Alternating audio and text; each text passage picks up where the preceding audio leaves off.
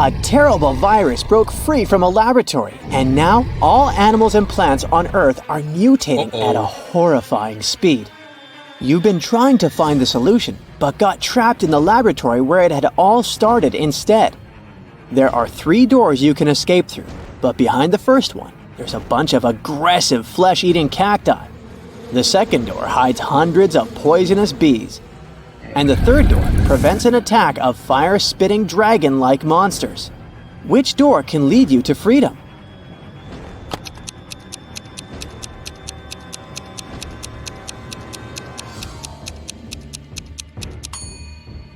You can get out of there alive if you choose the first door. Even though the cacti eat flesh, they're still plants and can't move, so you can easily get around them. You've been kidnapped by an insane scientist who's going to test his new protective cream on you. After covering you with this lotion, he offers you to choose one of 3 containers where he'll then throw you. The first container is filled with radioactive waste. In the second container, there's an acid that can eat even through metal. And the third one is filled with lava from the largest volcano on Earth that erupted a year ago. Which container should you choose?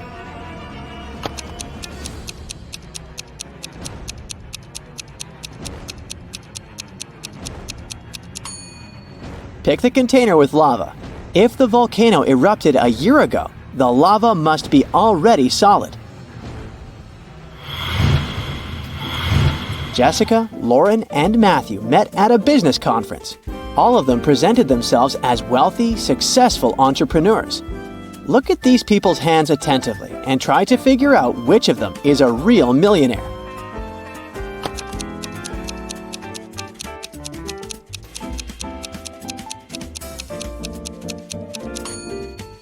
Matthew seems to be wearing a Versace watch. But look, the name of the brand is written incorrectly, so it's fake. Lauren is wearing tons of jewelry, but take a closer look. There are lots of scratches on her bracelets. It's not real gold. The accessories are simply gilded. So the real millionaire is Jessica with her Tiffany bracelet. A very famous painting disappeared from a museum. Later, the police managed to find it, but there was a problem. They found not 1, but 3 paintings.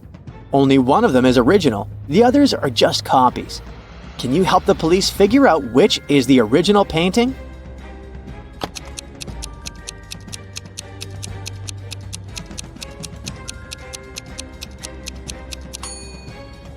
It's the one with the brown frame. Take a look. All the frames in the museum are made in the same style. Now, take a good look at these prisoners. Which one is in no danger?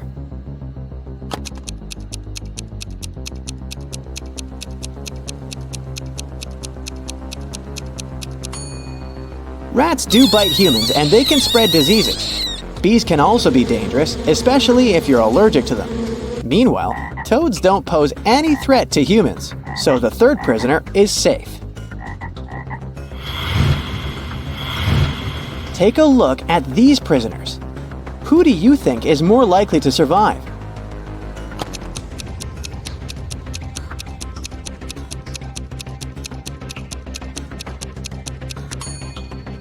Flames can cause serious injuries.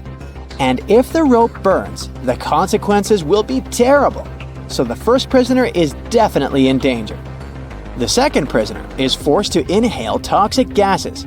It can't be good for his health. But the third prisoner can turn her body vertically, knock those sharp nails away with her feet, and clear her way to freedom. Look at this picture and try to understand what's wrong here. Pay attention to the smallest details.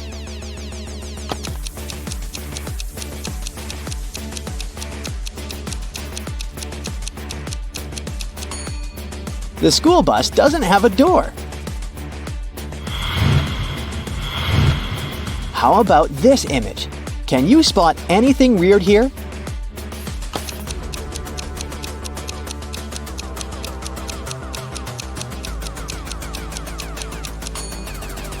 Look at the clock. It's 7 past 10, so it's too late both for sunrise and sunset. Then what is that glowing disc sitting low in the sky? Now, look at these animals on the screen. A cat, a camel, a cheetah, a chicken, a crocodile, and a pig. Which animal doesn't belong here?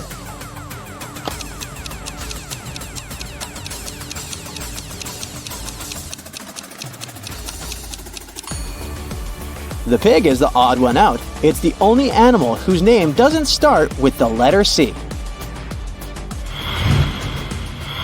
Mr. Carter, a rich man who collected antiques, asked Detective Morris to visit him. When the detective arrived, the collector said that he had just got a precious statuette. But he needed to go away on business for a week, and he was afraid someone would break into his house. The statuette was insured, but the man was still worried. Detective Morris had some other urgent things to do, but he promised to come back in the evening to figure out the solution. But when he arrived several hours later, Mr. Carter told him in despair that he had driven his sister to the doctor and had been away for an hour or so. But when he came back, the statuette was gone. Detective Morris didn't believe the collector. Why?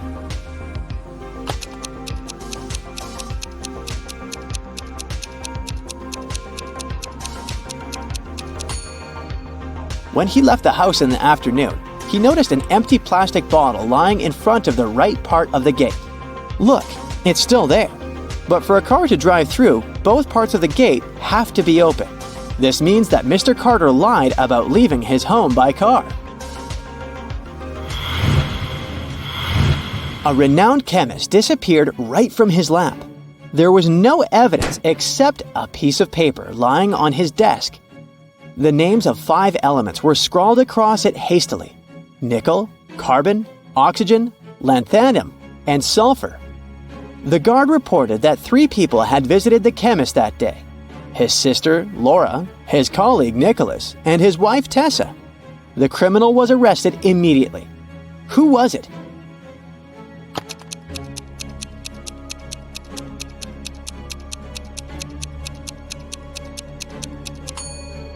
The list of chemicals is a clue. Their abbreviations spelled out the name Nicholas. Someone stole the principal's money. When the police came to investigate, they questioned the most likely suspects. The PE teacher said that he had had a break. The history teacher was having a lesson, and the music teacher said she had felt unwell and had gone home early. Can you figure out who the thief is?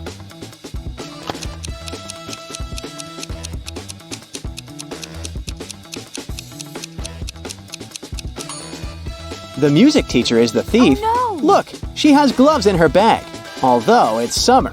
Suspicious.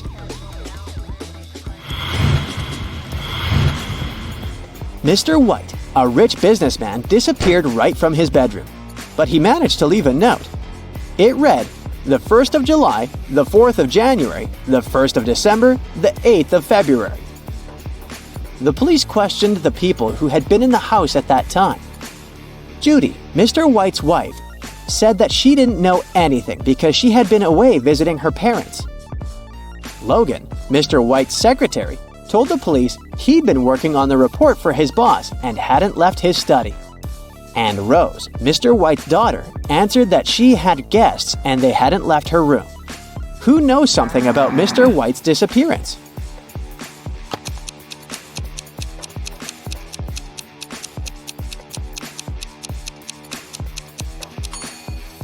The one behind Mr. White's disappearance is his wife. The 1st of July means the letter J, the 4th of January, U, the 1st of December, D, and the 8th of February, Y. Together, it's Judy. Rachel called the police early in the morning. When they arrived, she told the officers her story. She worked in a museum. The day before, she took home several ancient books because she wanted to do some research. But then a blackout happened. She lit a couple of candles and continued her work. Suddenly, she heard the doorbell ring. When she opened the door, someone in a black mask hit her on the head. When she recovered, the books had been gone. The detectives arrested the woman for misreporting. Why?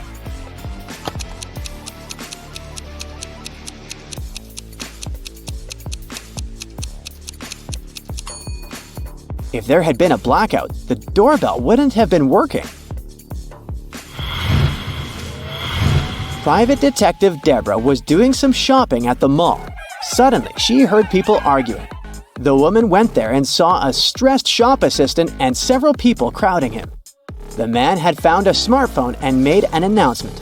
And now, several people claimed it was their phone. One man said the phone must have slipped from his bag. A young woman said the gadget belonged to her. And an older woman shouted it was her husband's device. That's when the phone rang. For some reason, the shop assistant handed it to Deborah. The woman glanced at the screen and immediately gave the phone to the man. How did she understand whose device it was?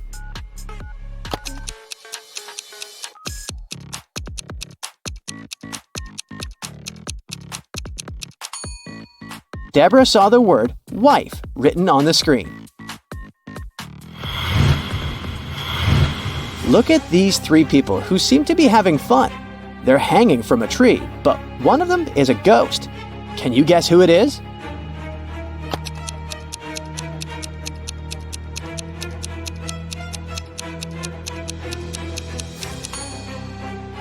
The woman on the left has just rolled her eyes. That's why she looks so creepy. This guy is simply wearing a mask. But unlike the others, the hair of the lady on the right ignores gravity. She must be the ghost.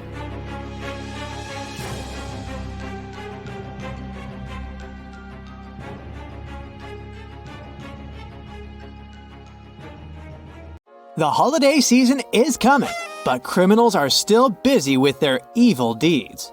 Your help is needed. Get your magnifying glass and let's make Christmas merry again. A man was walking along the road heading for a resort town.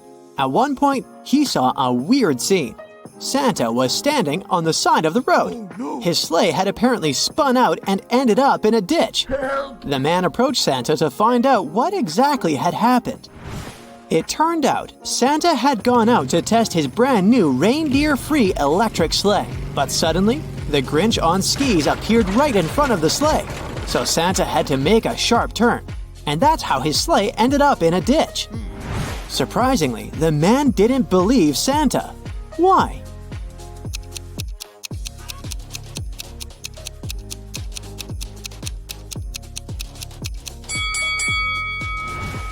Look closely at the trail left by the sleigh. You can see that first the sleigh turned sharply, and only after that did a skier pass there. The Grinch is not guilty in this case. Most likely, Santa just lost control and now wants to frame the green guy. Santa needs to deliver some gifts, but not all chimneys are safe for him. Can you help Santa figure out which chimney he should pick?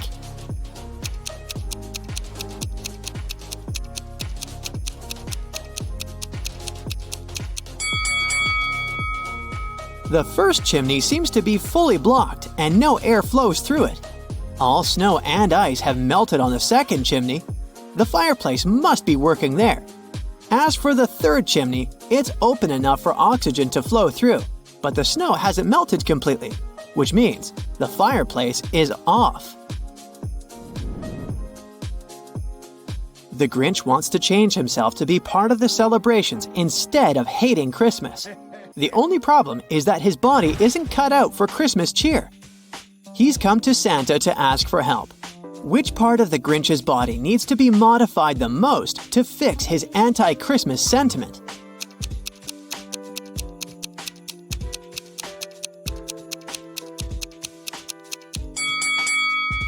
His chest is where the problem lies, so we'd better swap that heart out for a bigger one, bursting with Christmas joy. Rudolph the reindeer went missing, and this put the whole Christmas at risk since children wouldn't receive any presents. Santa only knew that Rudolph had gone to the supermarket to get the products for Christmas pudding. The news quickly spread on TV, and 3 witnesses appeared. Judy said that the night before, she'd been passing by an ice cream stand on Palm Street and had seen someone grabbing a reindeer and putting it in a truck. But at that time, she didn't think it could be Rudolph. Philip claimed that he had seen a baby reindeer in a parking lot near a supermarket. The animal was eating hay together with a pony. A man in a jacket approached the animals and they all left. And Kira said that at night, she had seen a reindeer being grabbed by a man and taken away in a black car. Can you figure out who actually witnessed Rudolph's abduction?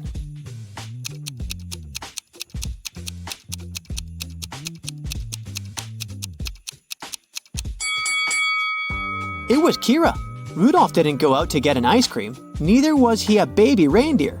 So what Kira saw seems to be the closest to the truth. Look at this battle. What do you think? Who isn't going to survive it?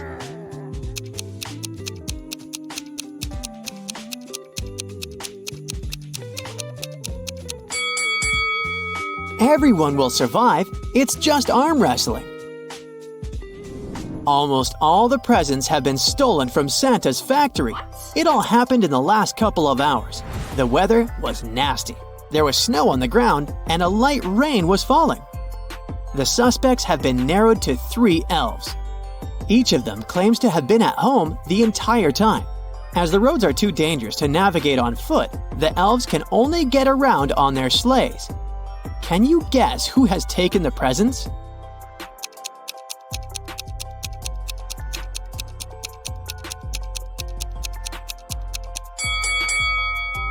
It was elf number 2. The first sleigh is damaged, and there's a lot of snow on the third one. It's unlikely someone's been using it recently.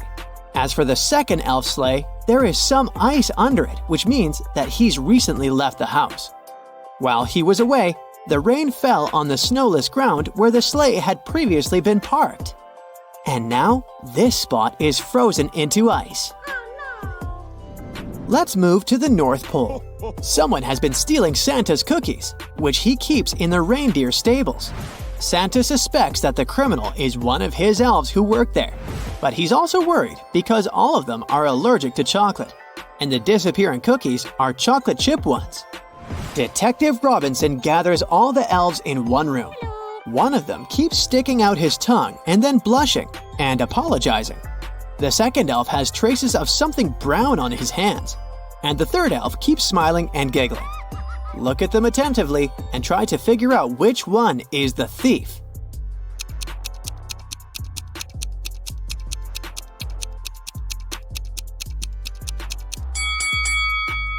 The guy with brownish spots on his fingers works in the stables, so no wonder his hands are dirty. Elves are cheerful creatures, which means that a smiling and giggling elf is not actually an unusual occurrence.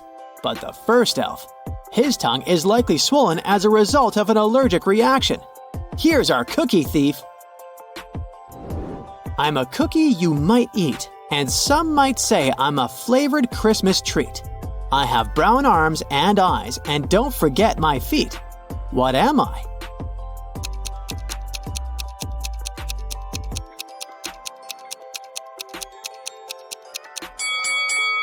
I'm a gingerbread man. After accidentally falling out of his sleigh, Santa had problems with his leg. It hurt to walk, so he went to see the doctor. What did the specialist give Santa to help him walk?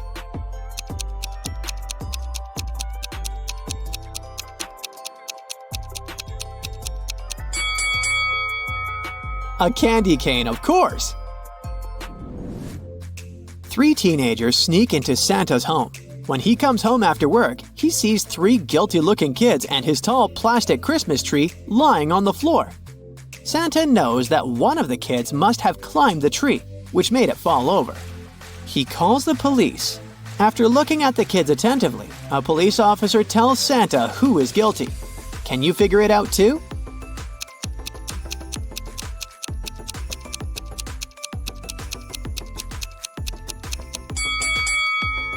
This guy with green hair looks as if he has some Christmas tree needles in his hair. But don't forget that the tree is plastic and can't lose any needles. The guy on the left has a star on his sweater that looks like the one at the top of the tree. But look, it's embroidered. Now look at this girl with a pretty sparkly scarf. It looks suspiciously similar to tinsel decorating the Christmas tree. That's because it is tinsel. Busted! Where can you find Santa's reindeer?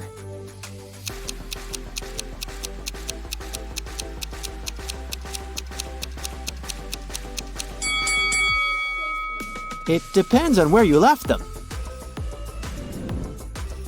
Santa called Detective Chris Mallet and asked him to go to a haunted gingerbread house and face one of 3 horrifying monsters.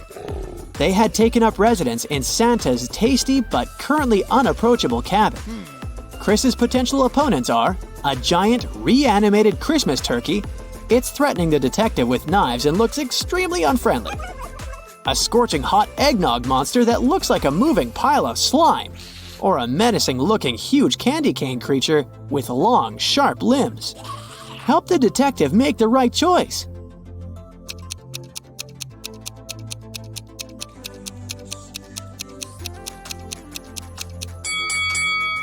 The turkey can be very dangerous with those knives.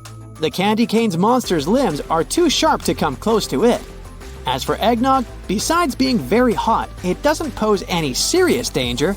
The detective just needs to push the monster towards a gingerbread wall, and it'll absorb the creature very fast. On Christmas Eve, Santa leaves his workshop located at the North Pole to deliver gifts to good children. In what direction does he travel?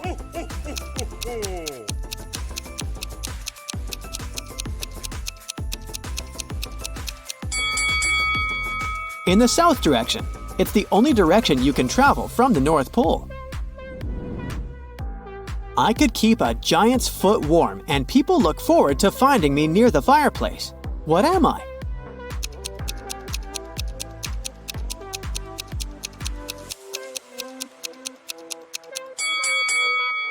I'm a Christmas stocking. What does the gingerbread man put on his bed instead of a blanket?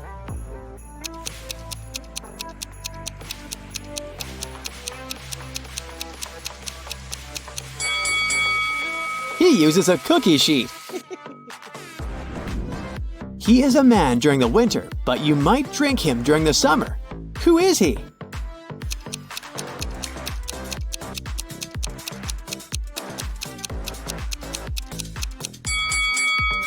A snowman.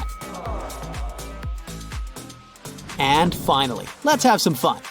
Who says, "Oh, oh, oh"?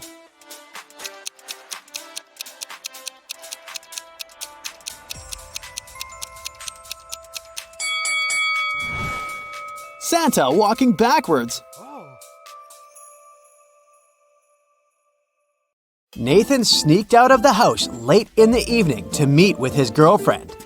The teenager thought he was extremely careful and quiet, but his whole family knew about his plan. They also knew that the guy would return at midnight. They decided to make a bet. The one who would see Nathan first when the guy started climbing the fence would be the winner. No chores for them for 1 week. Not to fall asleep, Nathan's dad switched on the TV. The guy's grandfather settled in the living room to read a book. The grandmother went to the kitchen to make pizza, and Nathan's mom went to her room, sat down on the floor, and started to meditate. Who's going to be the first to spot Nathan when the time comes?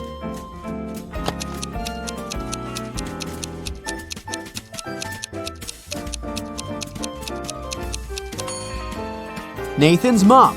Her eyes will be used to the darkness, and she will see better than the others. A young lady has the same number of brothers and sisters, but each of her brothers has 2 times fewer brothers than the sisters. How many sisters and brothers are there in the family?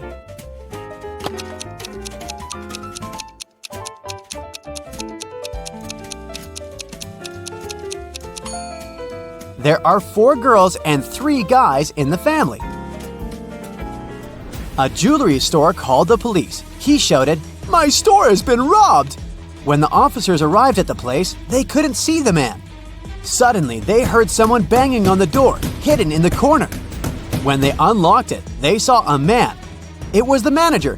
"Someone locked me in here. It must have been one of the shop assistants." The police officers asked the man to call his employees. They were going to question them. "Just a second, I can't find my phone. Ah, there it is." The manager didn't even start to dial the number when the officers arrested him. Why?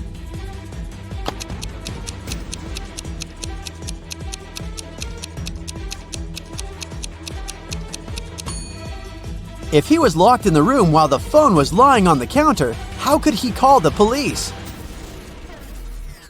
Oh, this situation doesn't look good. Which path would you choose?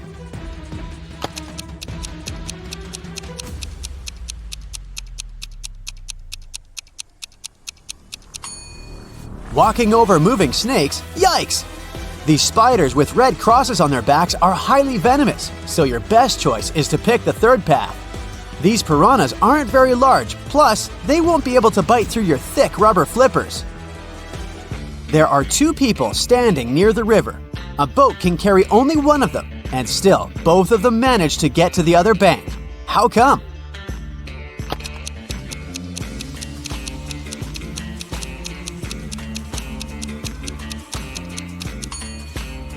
These people were on different banks. How many bricks does it take to complete a building?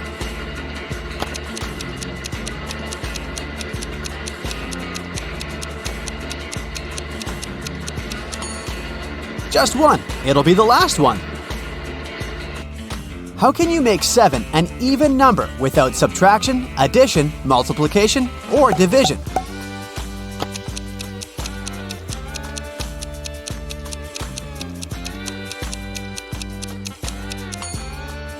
Just drop the letter S.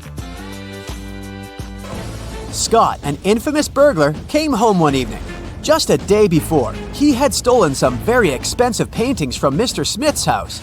He was in the living room when he noticed several police officers approaching his home. Scott gave instructions to his wife and slipped out through the back door. When the officer knocked on the door, Scott's wife told them, "My husband has been away for a week already. He's actually supposed to come home today." At this moment, Scott entered the house. He hugged his wife as if they hadn't seen each other for ages.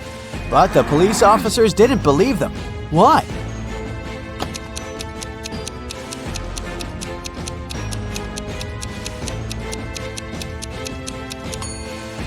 Look at the dog. If its owner had been away for a week, the animal would be jumping around, happy and excited. But the animal saw Scott just a couple of minutes ago and isn't showing too much enthusiasm. Adam likes grapes, but not potatoes. He likes peas, but not onions, and eats squash, but not lettuce. Can you figure out the pattern and say whether Adam will eat apples or some pumpkin?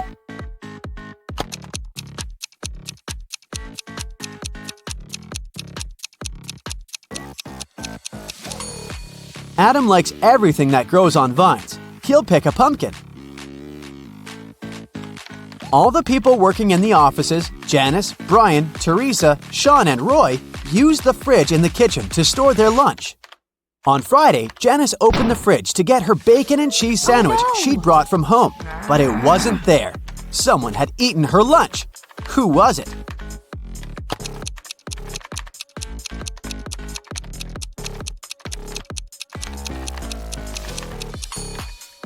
It couldn't be Brian. There's a wet umbrella near his desk. He's just come in.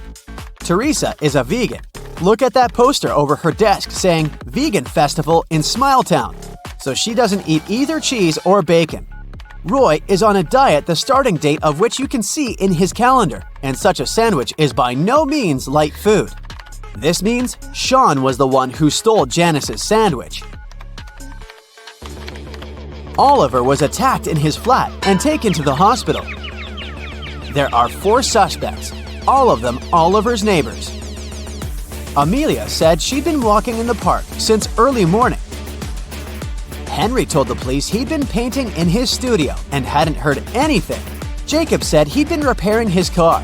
Sophia answered she'd been taking a bath for the past 3 hours. Look at these people's hands and try to figure out who's lying.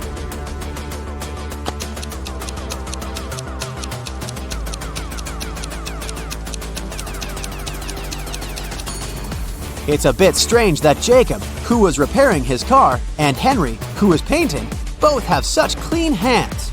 But they could have been wearing gloves. On the other hand, Sophia's hands and fingers don't have wrinkles. but it would be a natural skin reaction after 3 hours in a bathtub. Carl, an heir to a giant fortune, was found unconscious during a loud party. His sister Sarah stumbled across him in the bathroom. The guy was lying on the floor. Sarah immediately called the ambulance and the police. Carl was taken to a hospital. Doctors saved his life, but the guy was still unconscious. He couldn't talk. When the police questioned Sarah, she told them that her brother had felt unwell. He went to the bathroom to freshen up. After some time, she heard some noise and went to check on him. Carl must have slipped and hit his head on the sink. After the police heard this story, the sister got arrested right away. Oh no! Why?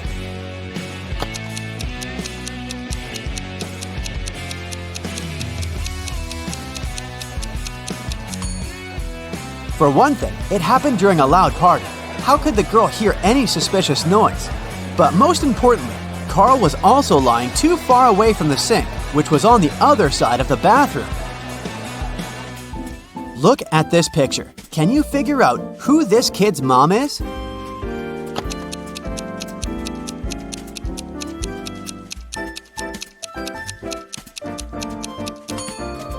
It's the woman on the left. She has 2 juice boxes on the bench next to her. Detective Lee was called to a small family cafe. The owner told him her story. I went away to the kitchen for a couple of minutes, but when I came back, I saw that all the money from the cash desk had been stolen. Oh no! At that time, there were only 3 visitors in the cafe. All of them were women. When the detective asked them who had taken the money, each of them exclaimed, "It was her!" The first woman added, "The owner is my friend. How could I do this to her?" The second woman said, "I was looking out of the window, drinking my coffee. I didn't see anything." And the third woman claimed she would never steal anything. Who took the money?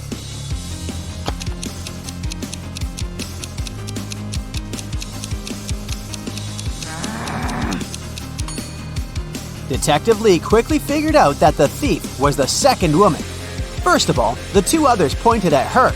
Secondly, she claimed that the first woman had stolen the money. But if she had been looking out the window, how could she know this? Someone stole several expensive t-shirts from a designer clothing store. The manager told the security guard he had half an hour to find the thief. If you don't make it in time, you'll be fired.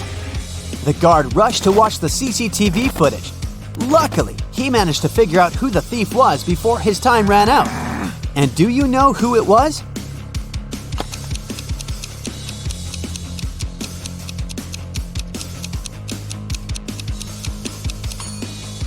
It's the man in the dark blue sweater. His belly miraculously became larger after he spent some time in the store. He must be hiding the t-shirts under his sweater. One clothing store owner invented a curious method of pricing his goods. Socks cost $25, a vest $20, a tie $15, and a t-shirt had a price of $30. Following this method, how much would a pair of underwear cost?